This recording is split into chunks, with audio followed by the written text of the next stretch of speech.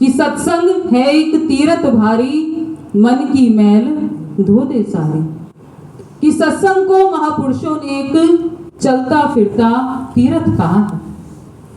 महापुरुषों ने प्रमाण दिया कि जैसे एक स्वाति नक्षत्र की बूंद होती है, उस बूंद को जैसा संग मिला उसके ऊपर वैसा ही रंग चढ़ गया। अब बूंद तो एक ही है, उस बूंद ने जैसा संग किया उसके ऊपर असर भी वैसा हो गया।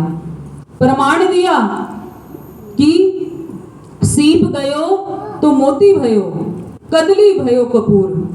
कि वही स्वाति नक्षत्र की बूंद जब उसको सीप का संग मिलता है तो क्या बन जाती है? मूल्यवान मोती बन जाती है। और वही बूंद अगर केले के पत्ते पर पड़ जाए तो क्या बन जाती है? कपूर बन जाती है। और वही बूंद अगर सांप के मुख में चली जाए तो क्या बन जाती है? विष बन जाती है। तो जब एक स्वाति नक्षत्र की बूंद ने जैसा संग किया उसके ऊपर वैसा ही रंग चढ़ गया।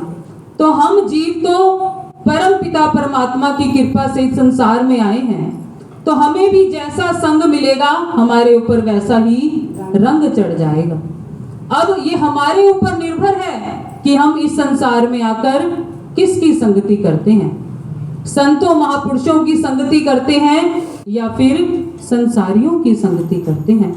दोनों की संगति में बहुत फर्क है कि अगर हम संतों महापुरुषों की संगति करेंगे तो हमारे ऊपर नाम और भक्ति वाला रंग चढ़ जाएगा।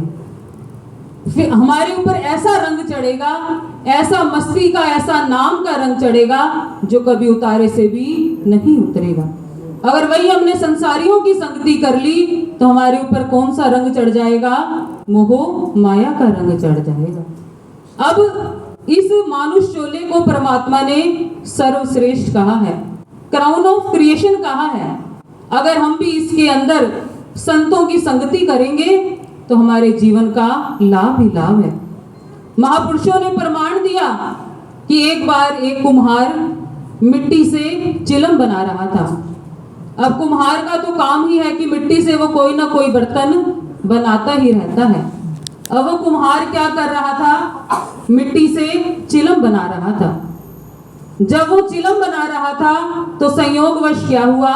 उधर से एक संतों का आगमन हुआ। अब जब कुम्हार ने संतों के दर्शन किए, उनका संग किया, तो उसका विचार बदल गया।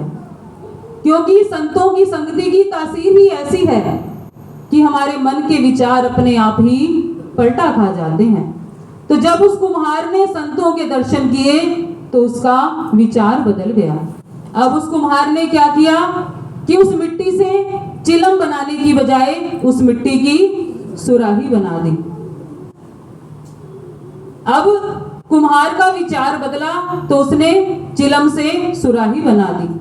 अब वो मिट्टी कुम्हार से क्या कहती है कि संतों के दर्शन करके आपका तो विचार बदला, लेकिन मेरा तो संसार ही बदल गया।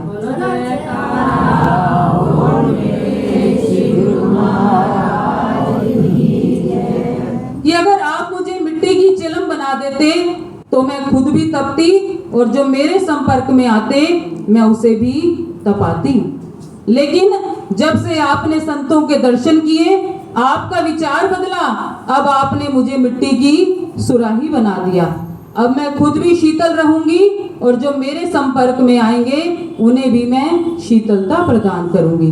कि आपका केवल विचार बदला, लेकिन मेरा तो संसार ही बदल गया। तो ऐसे ही गुरुमुखों, जब से हमने श्री आनंदपुर दरबार की चरण शरण ग्रहण की है, श्री गुरु महाराज जी से हमने नाम की दीक्षा ली है, आप खुद इस बात का अपने मन में अनुभव कर सकते हैं कि हमारे विचारों के साथ साथ हमारा संसार भी बदल गया। जिन खुशियों को, जिन सुखों को दुनिया के लोग तरसते हैं, वो सुख, वो खुशियां गुरुमुखों के अंग संग रहती हैं।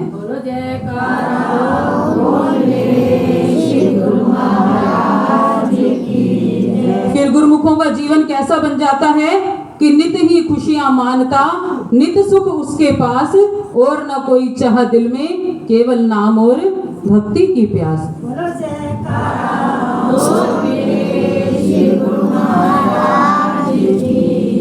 तो श्री गुरु महाराज जी ने अपार कृपा करते हुए हम सब गुरुमुखों के लिए आलीशान उच्चा सुच्चा त्रिलोकी के अंदर श्री आनंदपुर दरबार की रचना कर दी और स्वयं स्वयं उस दरबार में बैठकर हम गुरुमुखों को सच्चा सुख सच्ची शांति प्रदान कर रहे हैं, क्योंकि श्री गुरु महाराज जी स्वयं सच्चे सुख के भंडार, सच्ची शांति के भंडार, आनंद के दाता हैं। तो जो जीव उनके चरणों में जाता है उसे भी वो वही प्रदान करते हैं। ये श्री गुरु महाराज जी का बिरद है कि जो भी गुरुमुख उनकी चरण शरण में आ जाता है वो उसे भक्ति के धन से माला माल शोहरत पर मान करता है।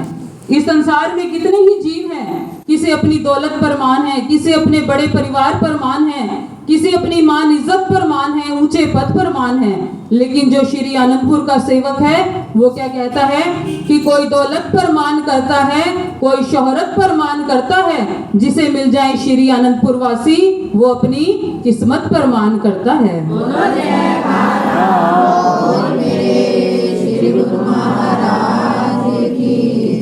तो गुरुमुखों हमारा भी यही फर्ज है कि जहाँ श्री गुरु महाराज जी हमारे लिए कितनी थकियां करते हैं।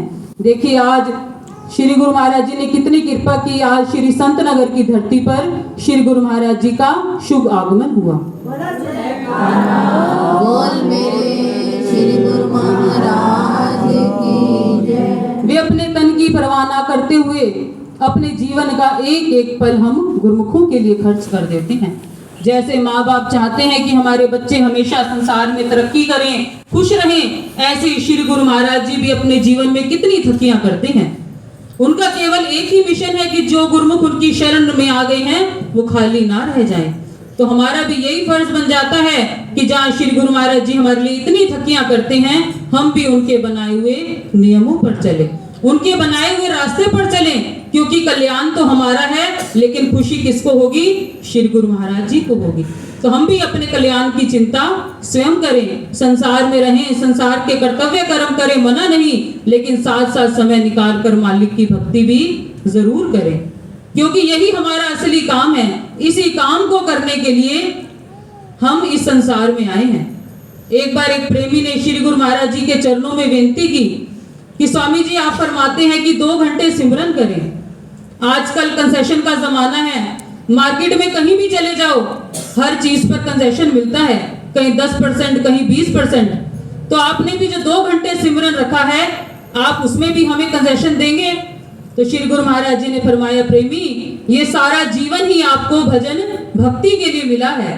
हमने तो केवल 24 घंटे में से आपको 2 घंटे दिए हैं, 22 घंटे का आपको कंसेशन दे रखा है। बोलो जयकार बोल मेरे श्री गुरु महाराज की जय। तो हमारा भी तो फर्ज बन जाता है कि जहाँ श्री गुरु महाराज जी हमारे लिए इतनी कृपा करते हैं तो हम भी उनके बनाए हुए रास्ते पर चले। श्री गुरु महाराज जी अक्सर अपने वचनों में फरमाते हैं कि श्री आरती पूजा सेवा सत्संग सुमरन और ध्यान श्रद्धा सहित जो नित्य करे निश्चय हो कल्याण। कि एक तो नित्य करना है और दूसरा श्रद्धा की सहित, कि जब हम श्रद्धा से नित्य प्रति 5 नियमों की पालना करेंगे और साथ में 2 घंटे मालिक के नाम का सिमरन करेंगे तो ये लोक तो हमारा सुखी होगा ही, हमारा परलोक भी सुहेला हो जाएगा। बोलो जयकारा बोल मेरे श्री गुरु महाराज।